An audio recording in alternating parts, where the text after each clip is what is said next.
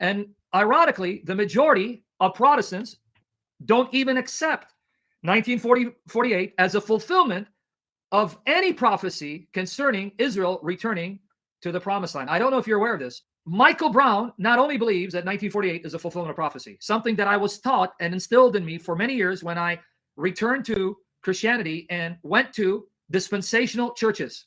Michael Brown takes it a step further. Are you guys listening? He takes it a step further. We're going to begin in prayer. He actually believes Jesus will not return physically and bodily to the earth until Israel says, Baruch haba b'shem Adonai. Blessed is he who comes in the name of the Lord. He takes Jesus' words in Matthew 23, 37 to 39, specifically 39, where he says to the Jews, you will not see me again until you say, blessed is he who comes in the name of the Lord.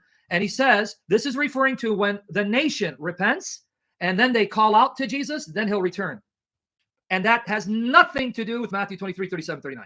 Jesus is talking about his first coming, that unless they repented and recognized who he is and embraced him, after that week, the crucifixion, they would no longer see him physically and bodily, which is why he only appeared to the disciples and his brethren and made a special appearance to people in Jerusalem in 70 AD. So what does Michael Brown do? He takes that prophecy and extends it to the second coming, that the Jews will return to the land, and then the Jews as a nation must cry out, blessed is he who comes in the name of the Lord, for Jesus to return.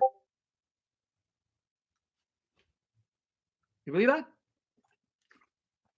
Everyone got, you see, these are the people that bring great, and when I say these, sadly, I bought into this. I bought into all of these schemes that are only found among a particular group of dispensationalists in Protestantism. You get my point? Do you find this in Catholicism? No.